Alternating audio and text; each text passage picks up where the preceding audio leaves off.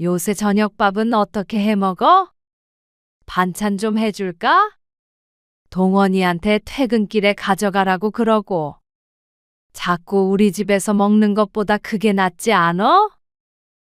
아니요. 번거롭게 그러실 필요 없어요. 저희는 그냥 각자 간단하게 먹어서요. 아, 각자. 네. 서로 먹는 메뉴가 달라요. 전 평소에 다이어트식 먹거든요. 아, 그래도 동원이가 쓰러졌다니까 마음에 걸리네. 아침은 그렇다 쳐도 저녁밥 한 끼 정도는 제대로 먹어야 되지 않나 싶어서. 일하고 들어오면 힘들잖아. 어머님, 집에 있는 사람도 힘들어요. 밥 정도는 각자 해 먹을 수 있고요. 저희도 저희만의 방식이 있는 거잖아요. 아, 그렇지. 근데 동원이가 제대로 못 먹으니까 하는 소리지. 그건 못 챙겨 먹는 사람 잘못이죠. 왜 저한테 그러세요? 저는 동원 씨 엄마가 아니고 와이프예요. 오늘 이야기 속 주인공은 65세 신미경 씨입니다. 그리고 그녀의 아들과 며느리에 관한 이야기이죠. 신 씨는 아들도 며느리도 하나였지만 이제는 신 씨에겐 아들도 며느리도 없다고 생각하고 살아갈 작정이었습니다. 효도까진 바라지도 않았는데 가슴에 대못을 박는 아들 내외는 신 씨도 더는 상종하고 싶지 않았습니다. 부모가 더 이상 부모로서 존중받지 못하는 때인 듯 했습니다. 물론 신 씨가 그렇게 키운 탓도 있겠지만 요즘 젊은 사람들 비위 맞추며 말년을 살아갈 수가 없을 것 같았습니다. 편히 살라고 내 집도 내줬는데 집에서 살림하는 전업주부 며느리에게 아들 밥 좀 챙겨주라고 한마디 했다가 전화까지 차단당했던 신 씨. 그것도 어이가 없는데 몇 년 뒤에 연락해서는 한다는 소리가 가관이었습니다. 자식에 대한 마음을 접고 그렇게 살아가려고 했는데 둘이 하는 짓이 너무 괘씸했습니다. 부모의 단물만 빨아먹고 자식 도리는 어느 것도 하지 않으려는 며느리. 그리고 내 아들. 이런 게 여태 키운 자식이라면 이제는 더 이상 자식 없이 살고 싶었습니다.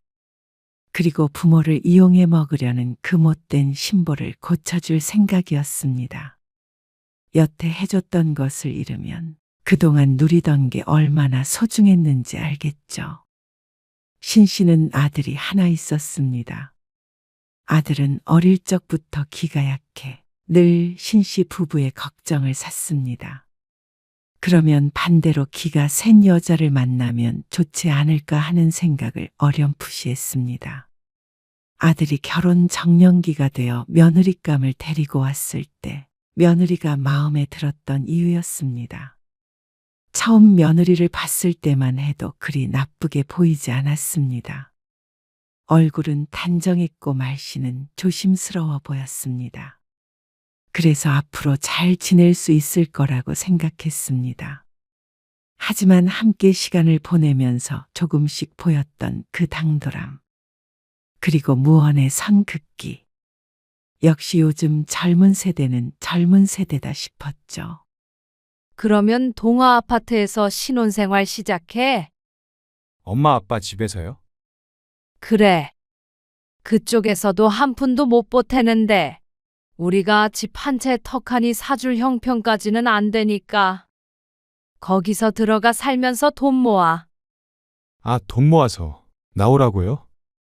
그러면 나와야지. 아들은 신 씨의 말에 어쩐지 실망한 듯한 기색이었습니다.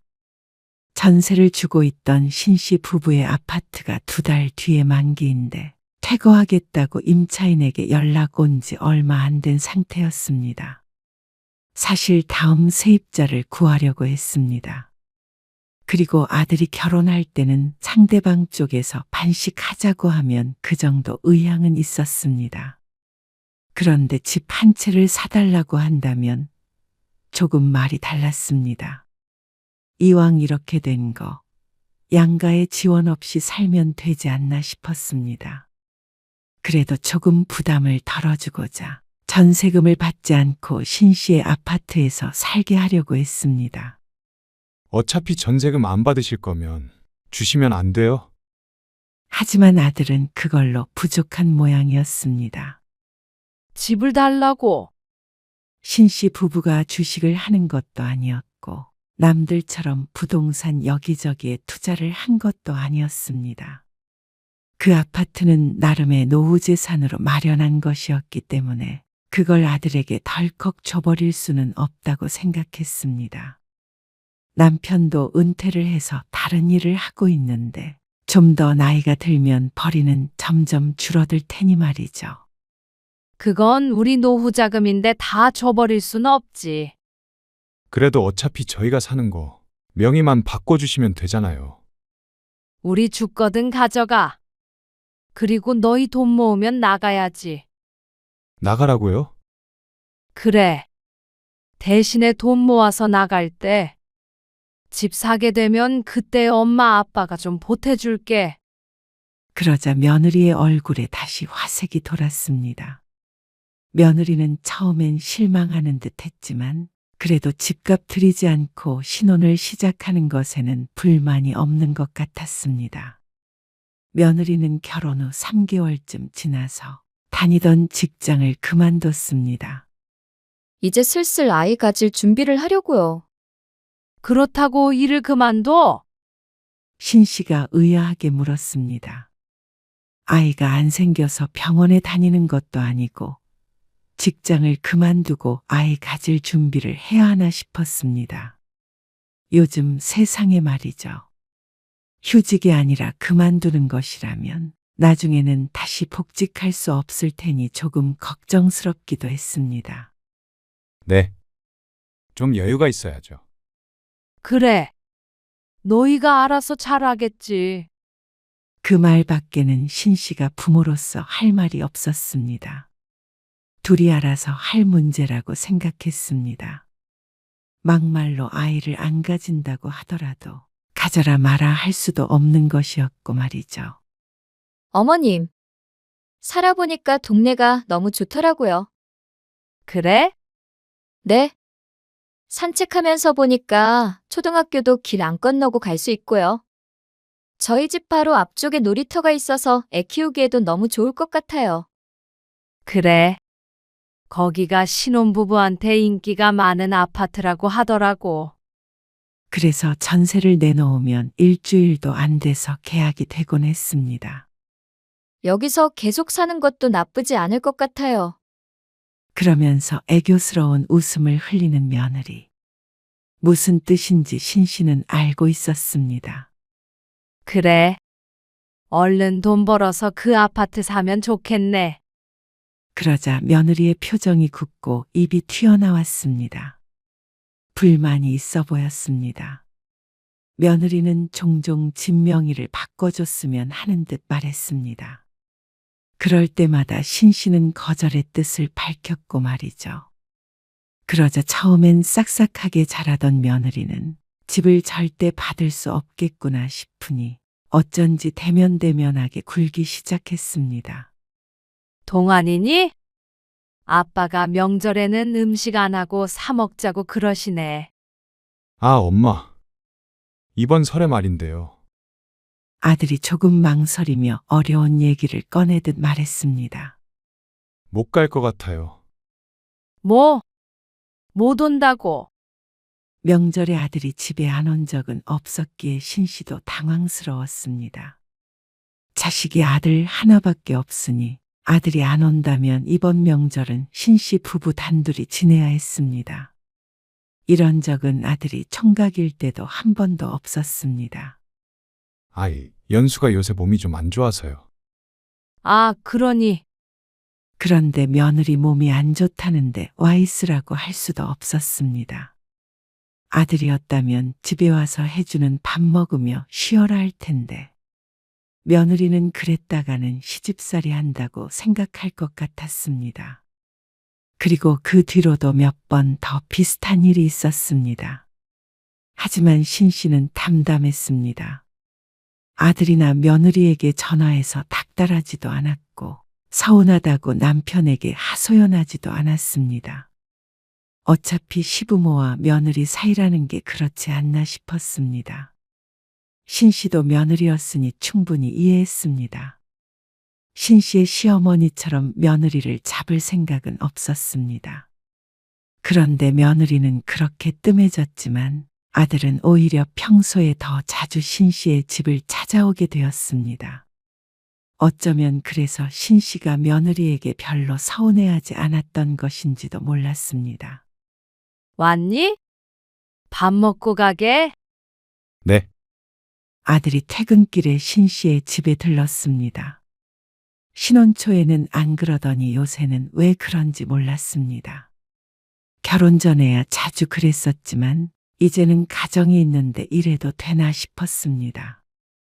연수도 저녁 같이 먹어야 하는 거 아니야? 기다릴 텐데 여기서 먹고 가도 되는 거야? 괜찮아요. 그래도 신혼인데 서운해하지. 연수도 먹고 오라고 했어요. 어차피 연수 다이어트해서 닭가슴살 샐러드 뭐 그런 거 밖에 안 먹거든요. 뭐? 삼시세끼? 가끔 다이어트 도시락 같은 거 돌려 먹고 그래요. 그러면 너도 그거 먹는 거야? 회사 다니려면 그래도 밥은 제대로 먹어야 하는 게 아닌가 싶었습니다. 그러자 아들이 대답을 얼버무렸습니다. 그냥 뭐 대충 챙겨 먹죠. 아들은 식사를 마치고 난 뒤에 일어나서 싱크대 앞을 어슬렁거렸습니다. 설거지는 제가 할게요. 자주 밥을 얻어먹는 게 미안했던지 설거지를 하겠다고 했습니다. 아니야. 엄마 지난번에 식기세척기 샀잖아. 두 식구가 사는데 뭐가 필요하나 싶어 사용하지 않다가 요즘 너도 나도 식기세척기를 산다길래 신씨도 큰맘 먹고 구매를 했습니다. 편하긴 무척 편했죠. 저도 할 줄 알아요. 식기세척기? 네. 많이 해봤죠. 의외였습니다. 아들이 가정적인 면이 있다고 생각했습니다. 아들의 말처럼 척척 잘도 해냈습니다. 그러고도 아들은 가끔씩 집에 왔습니다. 아들을 자주 보는 건 좋긴 했지만 조금 이상하다고는 생각했습니다. 보통 신혼에는 아내가 있는 집이 좋지 않나 싶었습니다. 그리고 아들의 외모도 점점 변하는 것 같았죠. 너 요즘 살 빠진 거 아니니? 아, 조금 빠졌어요. 조금이 아닌데? 신 씨의 말처럼 아들의 볼이 홀쭉해진 것 같았습니다. 며느리가 다이어트를 한다더니 아들도 같이 하는 건가 싶었습니다. 그런데 이렇게 일주일에 한두 번씩 와서 밥을 먹는 걸 보면 또 다이어트를 하는 사람 같지는 않았습니다. 그리고 아들의 눈 밑은 거뭇해서 너무 피곤해 보였습니다. 요새 회사 일이 바빠? 회사요? 아니요. 그렇게 바쁘지는 않아요. 그러면 얼굴이 왜 그래? 아, 좀 피곤해서요. 회사도 안 바쁘다면서 왜 피곤해? 집에서도 일이 많아서. 무슨 일? 그런데 아들의 말을 들어보니 조금 황당했습니다. 며느리가 버젓이 집에 있는데 회사 다니는 아들과 집안일을 반씩 한다는 것이었습니다. 도무지 이해가 가지 않아 되물었는데 며느리가 집안일을 전부 혼자 하는 건 버거우니까 같이 하자고 했다는 것이었습니다. 그러면 퇴근한 뒤에 빨래하고 청소하고 설거지하고 그런 거 하는 거야? 돌아가면서 해요. 아니, 그러니까 피곤하지. 그냥 할만해요. 신 씨는 말을 아꼈습니다. 아들이 할만하다는데 다 큰 아들 때문에 며느리한테 전화를 할 수도 없었고 아들을 야단칠 수도 없었습니다. 부부가 그렇게 정한 걸 말이죠. 아들이 미련해 보이기는 했지만 그게 좋다면 부모가 뭐라고 할까 싶었습니다. 그러던 어느 날이었습니다. 아들로부터 너무 황당한 소식을 들었습니다. 아들에게 전화를 했더니 병원에 있다는 말을 듣고 너무 놀랐습니다. 뭐? 회사에서 쓰러졌다고? 쓰러진 것까지는 아니고요. 핑 돌아서 잠깐 기억을 잃었어요. 그게 쓰러진 거지. 걱정할 정도는 아니에요. 수행 맞고 조금 있으면 집에 가요. 그런데 쓰러진 이유가 너무 어이가 없었습니다. 약한 영양실조 증상이 있다는 말이었습니다. 아들의 사정을 들으니 아침은 늘 거르고 신 씨의 집에 오지 않는 날에는 저녁에는 며느리와 함께 샐러드만 먹는다고 했습니다. 그러니까 제대로 된 식사는 하루에 한 끼뿐이었습니다. 그리고 집에서는 전혀 요리를 하지 않는다는 며느리. 불을 이용해서 하는 요리는 닭가슴살을 굽는 용도밖에 없다고 했습니다. 아니, 밥을 안 챙겨주면 네가 알아서 먹어야 할 거 아니야? 이런 미련한 아들이 다 있나 싶었습니다. 아들도 민망한지 작은 소리로 대답했습니다. 일하고 들어오면 피곤해서 뭘 챙겨 먹기가 귀찮아서요. 요즘에 파는 것도 얼마나 잘 돼 있는데? 배달이라도 시켜 먹지. 혼자 버는데 매일 배달시켜 먹을 수는 없죠. 그 말에 복장이 터지기 일보 직전이었습니다. 아들도 너무 바보 같지만 며느리는 도대체 뭐 하는 사람인가 싶었습니다. 넘어지면서 얼굴에 상처도 났다는데 이 모든 게 며느리 탓이라고 생각되는 걸 보니 자신도 어쩔 수 없는 시어머니인 모양이었습니다. 하지만 야속하긴 했습니다. 아이를 가진다며 직장 그만두고 집에 있는 지가 벌써 꽤 오래됐습니다. 애도 없는 전업주부라면 적어도 집안일은 스스로의 일이라고 생각해야 하는 거 아닌가 싶었습니다. 밥하는 문제도 말이죠. 맞벌이였으면 당연히 같이 하는 게 맞았지만 집안일도 절반씩 하고 밥도 안 해준다면 도대체 며느리가 집에서 하는 일이 무엇인가 싶었습니다. 그전에도 종종 아들과 통화할 때면 라면을 먹었다 편의점 도시락을 먹었다 그러더니 그게 다 이유가 있는 것이었습니다. 종일 집에 있는 며느리라면 그래도 다른 건 몰라도 밥 정도는 챙겨줬으면 했습니다. 다른 건 잔소리 하고 싶지 않지만 딱 하나 바란다면 그것뿐이었죠. 그래도 신 씨는 참고 또 차마 며느리에게 전화를 걸지는 않았습니다. 동안이 너 저녁 먹었어? 아, 먹었어요. 라면? 네. 연수는? 오늘 친구들 만나러 나가서 늦게 온대요. 밥 잘 챙겨 먹으라고 했잖아. 반찬 가게에서 좀 사다 먹던가. 알겠어요. 알겠다고만 하지 말고. 네가 못하겠으면 연수한테 좀 해달라고 해. 그냥 밥은 각자 알아서 먹기로 했어요. 아들의 대답에 신심한 열불이 나고 끝이었습니다. 그리고 다음 명절이 됐을 때였습니다. 자기야, 나 주스 좀 떠줘. 냉장고에 있는 것 같던데. 며느리의 말에 아들이 어슬렁거리며 일어나 부엌으로 왔습니다. 며느리는 아주 상전이 따로 없었습니다. 그전에는 그런 생각을 깊게 하지 않았는데 이제 보니 신 씨의 아들을 제대로 부려먹는 것 같았습니다. 그걸 다 들어주는 아들도 답답했습니다.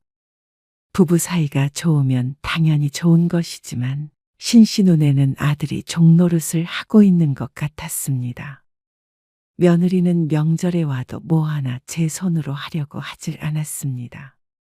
음식을 시키지 않았으면 설거지라도 하는 신용을 해야 할 텐데 그것마저도 없었고 그런 분위기가 되면 아들의 옆구리를 푹 찔렀습니다.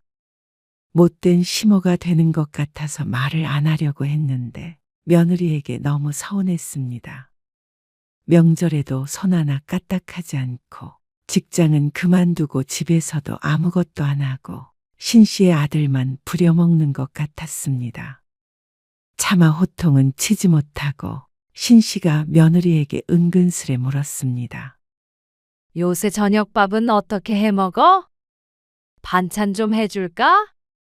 동원이한테 퇴근길에 가져가라고 그러고. 자꾸 우리 집에서 먹는 것보다 그게 낫지 않어? 아니요. 번거롭게 그러실 필요 없어요. 저희는 그냥 각자 간단하게 먹어서요. 아, 각자. 네. 서로 먹는 메뉴가 달라요. 전 평소에 다이어트식 먹거든요. 아, 그래도 동원이가 쓰러졌다니까 마음에 걸리네. 아침은 그렇다 쳐도 저녁밥 한 끼 정도는 제대로 먹어야 되지 않나 싶어서 며느리는 대답이 없었습니다. 일하고 들어오면 힘들잖아. 그러자 며느리가 정색하며 대꾸했습니다. 어머님, 집에 있는 사람도 힘들어요. 밥 정도는 각자 해 먹을 수 있고요. 저희도 저희만의 방식이 있는 거잖아요. 아, 그렇지. 근데 동원이가 제대로 못 먹으니까 하는 소리지. 그건 못 챙겨 먹는 사람 잘못이죠. 왜 저한테 그러세요? 저는 동원 씨 엄마가 아니고 와이프예요. 마지막 말에는 신 씨는 충격에 입만 벌리고 있었습니다. 엄마가 아니라 와이프니까 밥을 챙겨줄 의무가 없다는 것이었습니다.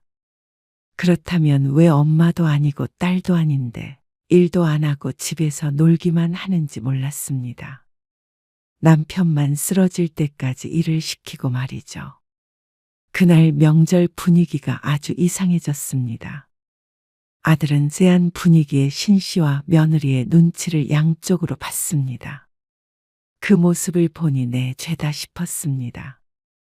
저렇게 모자란 아들을 낳은 내 탓이다 싶었죠. 그 뒤로 아들에게 그냥 반찬들은 사서 햇반에 알아서 먹으라고 하고 말았습니다. 그러고는 참견하지 않았습니다. 쓰러지든 말든 자기 밥 자기가 못 챙겨 먹은 책임이니 말이죠. 내가 너무 다 큰 자식에게 참견한 듯해서 마음을 내려놓으려고 노력했습니다. 며느리가 아무리 괘씸해도 내 가정이 아니었습니다. 엄연히 독립된 가정이었으니 지지든 볶든 지들 맘껏 하라고 냅두기로 했습니다. 그러던 어느 날이었습니다. 얼마 뒤에 며느리에게 물어볼 것이 있어서 전화를 걸었는데 신호가 제대로 가질 않았습니다. 한두 번 울리고 끊기는 전화에 신 씨가 여러 번 걸어보았지만 반응은 같았습니다. 남편에게 묻자 상대방이 전화번호를 차단하면 그렇다는 대답을 했습니다. 누가 차단을 했는데?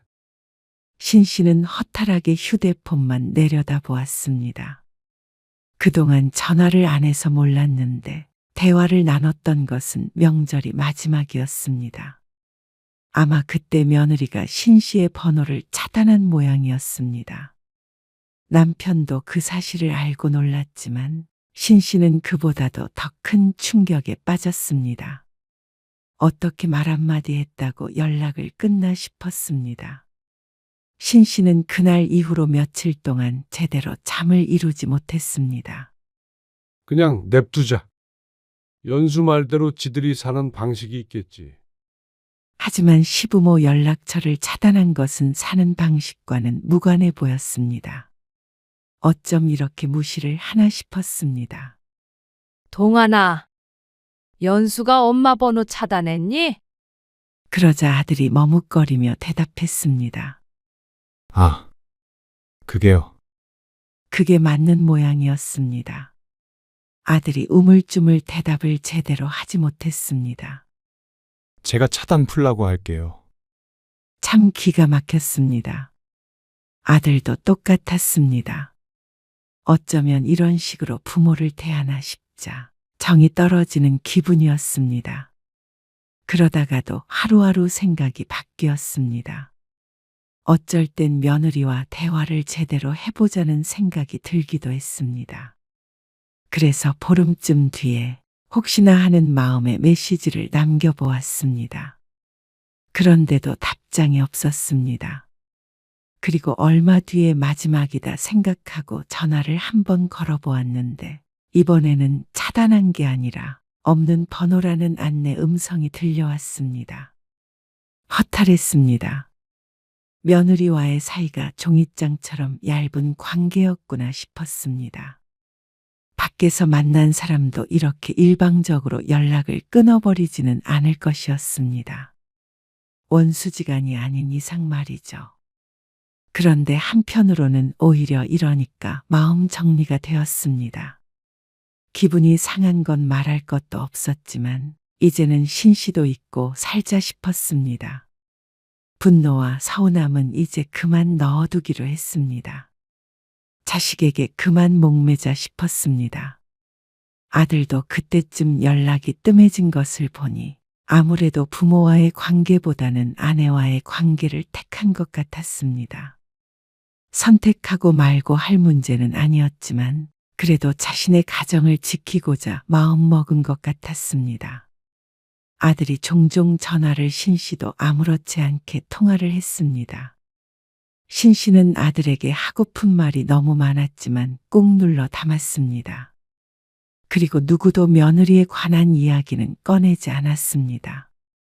그리고 신씨는 더 이상 아들에게 밥 먹었느냐는 질문도 하지 않았습니다. 전화를 걸고 있는 걸 보면 굶어 죽지는 않았나 보다 생각하며 살았습니다. 그렇게 신씨는 며느리와는 전혀 왕래 없이 인연을 보냈습니다. 명절에는 아들만 왔고 나중에는 아들도 거의 오지 않았습니다. 적어도 둘은 알콩달콩 살겠거니 싶었습니다. 그러다가 며느리가 아이가 생겼습니다. 임신했을 때 신씨 부부가 아들을 통해서 축하한다는 말을 전했지만 돌아오는 답은 없었습니다. 그리고 출산을 할 때도 연락이 없었습니다. 전화통화는 할 수도 없었고 말이죠. 중간에서 아들도 갈팡질팡하더니 손주 보러 오라는 소리는 한 번도 하지 않았습니다. 그래서 신씨 부부는 이제는 정말 끝인가 보다 싶었습니다. 우리는 손주 얼굴도 못 볼 운명인가 보다. 기대하고 실망하고 하지 마. 남편도 체념한 듯 중얼거렸습니다. 신씨는 속상해서 밤잠을 설치기까지 했습니다. 못난 아들이 원망스러웠습니다. 그리고 신씨 부부는 정말 자식에 관한 일은 모두 다 포기했습니다. 지들끼리 알아서 지들 방식대로 살겠다는데 그만 기웃거리자 싶었습니다. 먼저 연을 끄는 건 자식이기 때문에 죄책감도 갖지 말자 생각했죠. 처음부터 마음먹은 대로 된 것은 아니었지만 그래도 시간이 어느 정도 해결해 주었습니다. 내 품에서 떠나보냈다고 생각하니 아들에 대한 생각도 별로 안 하고 살게 됐습니다. 자식도 내 품에 있어야 자식이지. 그런 생각을 하게 되자 마음속에 여유가 생기고 모든 걸 초탈한 것 같았죠. 우리 인생 삽시다. 자식이 별거 있나? 그래서 며느리의 출산을 기점으로 아들 며느리와는 완전히 멀어졌습니다. 그리고 1년 정도의 시간이 흘렀습니다. 신씨 부부는 꽤 잘 지내고 있었습니다. 그러던 어느 날이었습니다. 주말 아침부터 전화가 울렸습니다. 익숙한 번호였습니다. 아들이었죠. 이름 대신에 숫자만 뜬 이유는 신씨가 연락처에서 아들의 이름을 지워버렸기 때문이었습니다. 엄마, 혹시 시간 되세요? 무슨 시간? 아들은 할 말이 있다고 했습니다. 그래서 신씨의 집으로 오겠다는 걸 신씨가 거절했습니다. 전화로 얘기해. 그러자 아들이 한참 뒤에 용건을 말했습니다. 그리고 그 용건이라는 게 참 황당했죠. 연수가 다시 일을 하고 싶대요. 그게 갑자기 전화해서 무슨 말인가 싶었습니다. 집에서 애만 봐서 그런지 너무 우울하대요. 쌍둥이 육아에 지친 며느리가 차라리 일을 하겠다고 선언했다고 했습니다. 그래. 너무나 간단한 대답에 아들이 당황한 듯 했습니다. 그래서 제가 전화드린 이유는 설마 도와달라는 건 아니지. 그러자 입이 꾹 다물렸습니다. 동안이 네가 회사 쉬고 키우면 되겠네. 그것도 생각해봤는데 경제적으로 그게 좀 힘들 것 같아요. 연수가 다시 취직해도 벌이가 크지 않을 테니까요. 그리고 이사도 준비하고 있어서요. 좀 빠듯해요. 애들이 커가니까 집이 점점 좁아질 것 같다고 했습니다. 그런데 그런 부수적인 일들은 알고 싶지 않았습니다. 제 생각은 이 집 전세를 주고 그 돈을 보태서 저희가 엄마 집 근처로 이사를 가면 어떨까 해요. 뭐? 그러면 저희도 엄마 아빠 자주 뵐 수 있고 엄마 아빠도 손주도 가까이서 볼 수 있으니까요. 누굴 바보로 아나 싶었습니다. 신씨 부부에게 좋은 게 하나도 없었습니다. 만난 적도 없는 쌍둥이 손주 육아도 해줘야 하고 내 집 전세금 받은 걸 아들네 집 사는데 보태야 한다는데 말이죠. 그걸 좋은 생각인 듯 말하고 있는 아들이 어이가 없었습니다. 뭐 이런 애들이 다 있나 싶었습니다. 말도 안 되는 소리인 거 알고 있지? 엄마 아빠도 애들 보고 싶지 않으세요? 이제 와서 이제 와서 무슨 손주가 보고 싶고 말고 할까요? 차라리 애 낳고 다시 왕래를 했다면 못 이기는 척 손주도 봐주고 했을지도 몰랐습니다. 그런데 자기들 필요할 때가 되니 슬금슬금 연락하는 아들이 사람처럼 보이지 않았습니다. 나는 너희가 바라는 것 중에서 아무것도 해줄 수가 없다. 엄마, 지금까지 살던 대로 각자 살자. 나도 너희한테 바라는 거 없으니까. 그러고서 전화를 끊었는데 어쩐지 호흡이 거세지는 듯 했습니다. 오랜만에 전화해서 염장을 지르니 화가 안 날 수가 없었습니다. 신씨는 애써 숨을 가다듬었습니다. 자식 때문에 열을 낼 필요도 가치도 없었습니다. 그런데 며칠 뒤에 며느리한테서 메시지가 왔습니다. 모르는 번호라 처음에는 누군지도 몰랐죠. 어머님 죄송해요. 그때 제가 너무 예민했어요. 다시 잘하고 싶어요. 앞으로 어머님, 아버님께 잘할게요. 당연히 답장은 하지 않았습니다. 다시 뭘 잘해보나 싶었습니다. 헤어진 연인도 아니고 말이죠. 그 뒤로 전화도 2번 왔었는데 받지 않았습니다. 그러니까 아들 며느리가 집까지 찾아왔습니다. 도대체 몇 년 만인지 몰랐습니다. 며느리는 단정하게 차려입고 케이크와 과일 바구니까지 들고 왔습니다. 꼭 처음 인사하러 온 새댁 같았습니다. 그리고 손주들까지 데리고 왔습니다. 신씨는 그곳으로 눈길은 갔지만 내 손주가 아니라고 생각했습니다. 어머님, 정말 죄송했어요. 그땐 제가 철이 없었어요. 실수라고 생각해 주세요. 신씨는 고개를 들고 며느리를 바라봤습니다. 그리고 냉정하게 말했습니다. 사람은 실수할 수 있어. 근데 그 실수에도 대가가 있는 거야. 정말 후회하고 있어요. 마음이 아프다기보다는 더 괘씸했습니다. 아마 애 때문에 힘들지 않았거나 신씨 부부에게 집이 없었더라면 이렇게 찾아오지 않았을 것이었습니다. 그건 분명해 보였습니다. 옆에서 같이 고개를 숙이고 있는 아들은 못난이 같았습니다. 내가 자식을 이렇게 키운 죄를 받고 있구나 싶었습니다. 공짜로 애 돌봐주는 사람이 필요한 거면 번지수 잘못 찾았고, 집 살 돈이 필요하다면 그것 말 잘 꺼냈다.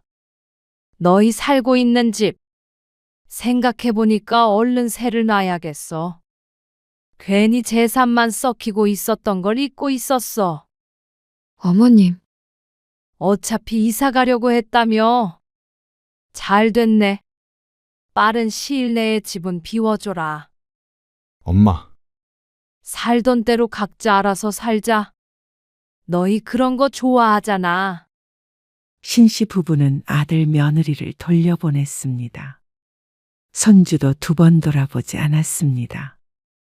그리고 나서 며느리에게서 다시 전화가 왔는데 번호를 차단해버렸습니다. 며느리가 했던 것처럼 말이죠. 아들도 사과하며 전화를 해오길래 아들 번호도 차단해 버렸습니다. 만약 또다시 다른 방법으로 연락을 취해온다면 다음 단계는 번호를 바꾸는 것이겠죠. 결국 신 씨는 아들을 이사시켰습니다. 그리고 그 집은 월세를 줘서 세를 받았습니다. 그리고 신 씨는 그날 이후로 아들 며느리는 없는 사람이라고 생각하고 살기로 했습니다. 그전과 크게 다르지 않는 삶이었습니다. 그리고 이제는 마음이 후련하기도 했습니다. 자식을 끊어낸 것은 슬프지만 그래도 이제는 신 씨 부부의 인생을 살기로 했습니다. 밥 한 끼로 시작됐던 문제였지만 그것만이 문제는 아니었습니다. 애초에 부모를 부모처럼 여기지 않는 자식 며느리였습니다. 그러니 어찌됐건 결국엔 이렇게 될 일이었습니다.